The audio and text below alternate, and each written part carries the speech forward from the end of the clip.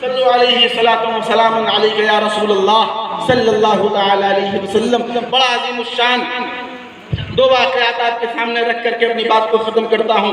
جب ہمارے نبی پیدا ہوئے نا، ہمارے نبی جب پیدا ہوئے، اس روئے زمین پر آئے، تو ہمارے نبی کے آنے سے پہلے ہی ہمارے نبی کے والد محترم کا انتقال ہو چکا تھا۔ کس کا؟ ہمارے نبی کے آنے سے پہلے ہمارے نبی کے والد محترم کا انتقال ہو چکا تھا۔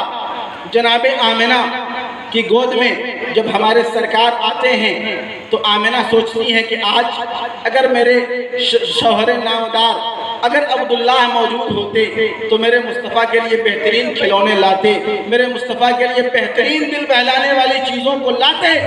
میں پہلا معجزہ میرے آقا کا بتلانا چاہتا ہوں، کتابوں کے اندر آتا ہے، ذرا غور سے سماعت کرنا۔ حضرت آمنہ فرماتی ہیں کہ میں نے اپنے لخت جگر، اپنے نور نظر محمد الرسول اللہ کو پالنے میں ڈال دیا تھا۔ میرے مصطفیٰ جھولے میں آرام فرما رہے تھے۔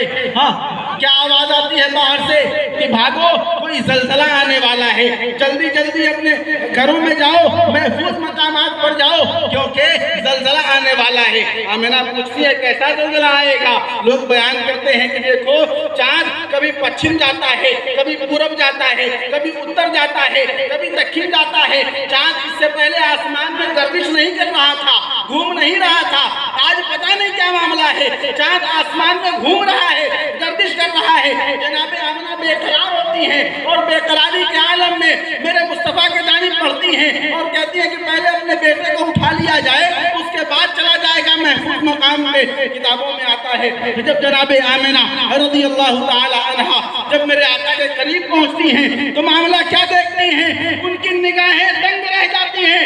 آپ کیا دیکھتی ہیں کہ میرے رسول جس طرف اپنی انگلی کا اشارہ کر رہے ہیں چاند اتر جا رہا ہے۔ کتابوں میں آتا ہے کہ میرے مصطفیٰ اگر پچھم کی طرف اشارہ فرما رہے ہیں چاند پچھم کو جا رہا ہے۔ میرے مصطفیٰ اگر چاند انگلی کا اشارہ پورب کی طرف کر رہے ہیں تو چاند پورب کی طرف جا رہا ہے۔ اس واقعے کو دیکھتے ہوئے میرے امام نے قلم اٹھایا اور قلم سے کہا لکھ، چاند جھک جاتا جدھر انگلی اٹھاتے مہد میں کیا ہی چلتا تھا اشاروں پر کھلونا نور۔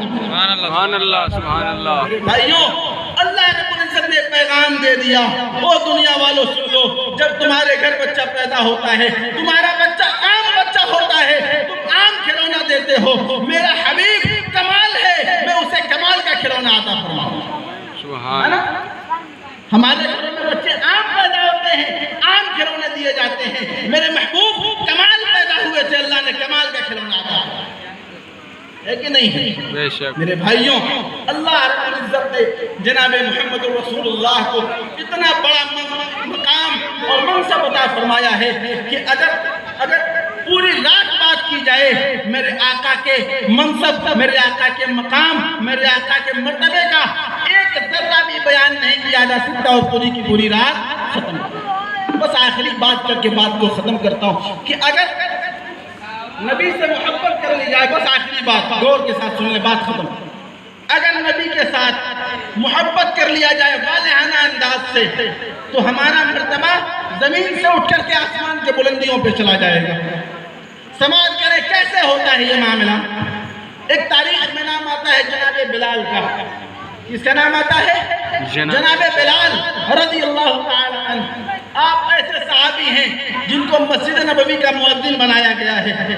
ابھی اسلام نیا نیا مکے میں فروغ پا رہا ہے، شروع ہوا ہے، چل رہا ہے۔ جناب بلال کو پتہ چلتا ہے کہ ایک اسلام ایسا آیا ہے جو انسان کو آپس میں برابری کا درجہ دیتا ہے۔ کس کا درجہ دیتا ہے؟ ذرا بولیں، میری بھی حالت خراب ہو رہی ہے، ذرا بولیں کیا ہوتا ہے؟ انسان برابری کا درجہ مل رہا ہے اسلام کے اندر۔ کتابوں میں آتا ہے کہ جب جناب بلال کو یہ بات پتہ چلا تو بلال نے کہا کہ میں ایک اللہ کی گواہی دیتا ہوں اور ایک اللہ کو مانتا ہوں۔ کیا کہا؟ ایک اللہ کی گواہی دیتا ہوں اور ایک اللہ کو مانتا ہوں۔ کتابوں میں آتا ہے کہ حضرت بلال کی ابھی عشق کی انتہا کی شروعات تھی۔ عشق کی کیا تھی؟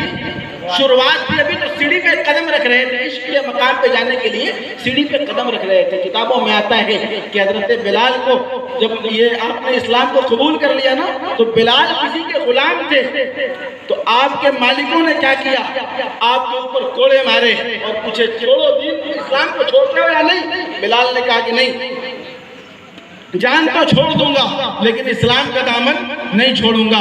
کتابوں میں آتا ہے کہ جناب بلال کے سینے کے اوپر بھاری پتھر رکھا جاتا اور کوڑے مارے جاتے، عرب کے تپتے ہوئے صحرا میں آپ کو گھسیٹا جاتا اور پوچھا جاتا کہ بتا اسلام چھوڑے گا یا نہیں؟ حضرت بلال کہتے جان تو جا سکتی ہے لیکن اسلام کا دامن ہاتھوں سے نہیں چھوٹ سکتا۔ وہی بلال ہے، میں آپ کو بتانا چاہتا ہوں مکہ میں جب آئے بلال کو جاننے والا کوئی نہیں تھا، وہی بلال ہیں مکہ کی گلیوں میں گھسیٹا جا رہا ہے، وہی بلال ہیں مکہ کی گلیوں میں مارا جا رہا ہے، وہی بلال ہیں مکہ کی گلیوں میں ان کو ترسایا جا رہا ہے، ستایا جا رہا ہے، وہی بلال ہیں جب نبی سے محبت ہوئی اور نبی کے دامن سے وابستہ ہوئے اور جب نبی سے نسبت ملی تو اس بلال کا مقام کیسا ہوا؟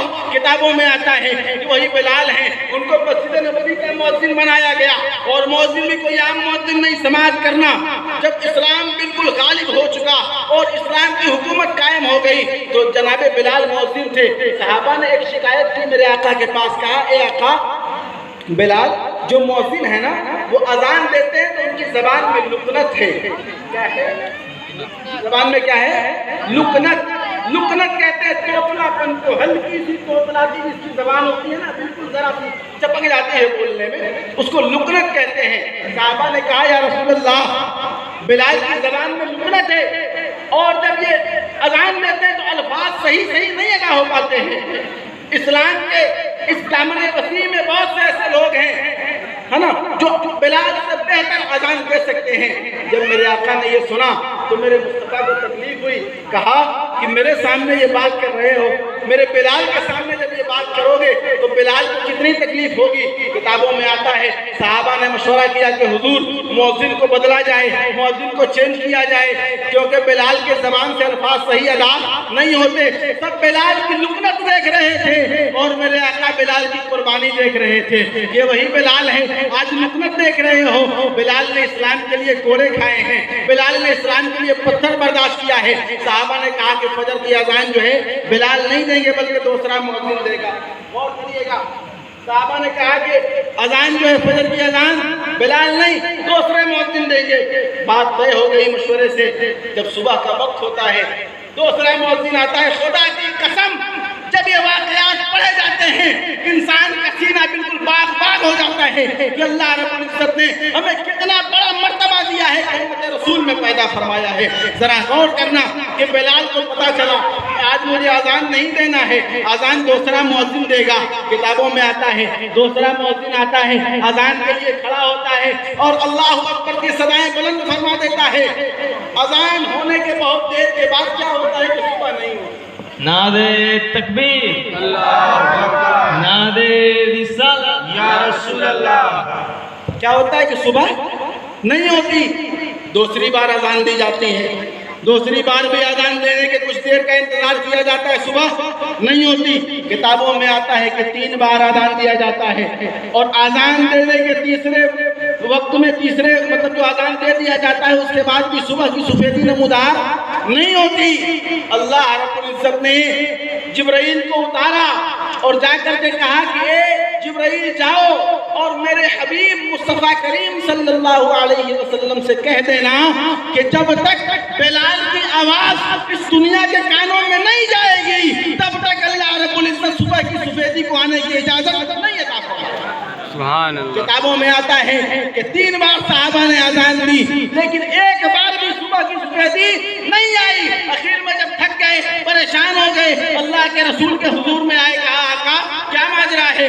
آج تو لگتا ہے تم کو روک دیا گیا ہے۔ میرے آقا فرماتے ہیں وہ لوگوں تم بس اذان دیکھ رہے تھے، میرا خدا میرے بلال کے دل کے محبت کو دیکھ رہا ہے، اور سن لو جب تک بلال اذان نہیں دے گا تب تک اللہ رب العزت صبح کو آنے کی اجازت نہیں دے گا۔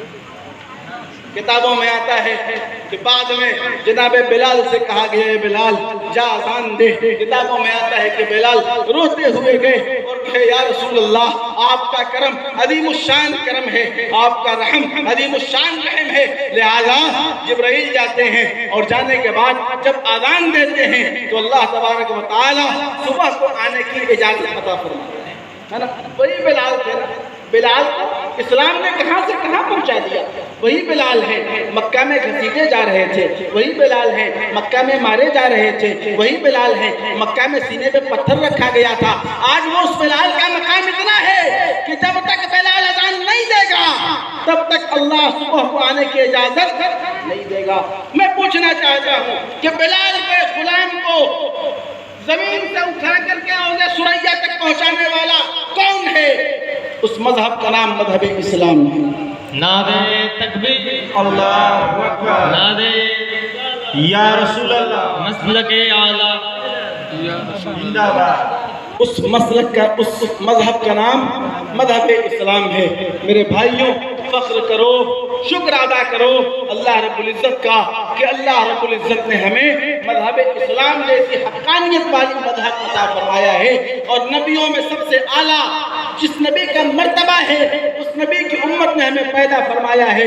میرے امام فرماتے ہیں آخری بات کہ سب سے اعلیٰ و اولیٰ ہمارا نبی, سب سے بالا و اعلیٰ ہمارا نبی, سب چمک والے اجلوں میں چمکا کیے اندھے شیشوں میں چمکا ہمارا نبی. اللہ تبارک و تعالیٰ کی بارگاہ مقدس میں دعا ہے اللہ تعالیٰ کہنے اور سننے سے زیادہ عمل صالح کی توفیق بخشے. اور جن حضرات نے اس محفل میلاد کو سجانے کے لیے اپنا جان, اپنا مال, اپنا وقت لگایا ہے, اللہ تبارک و تعالیٰ سب کو بہترین کامیابی عطا فرمائے, سب کے دنیا و آخرت کو اللہ تبارک و تعالیٰ سنوار دے. اللہ تبارک و تعالیٰ سے دعا ہے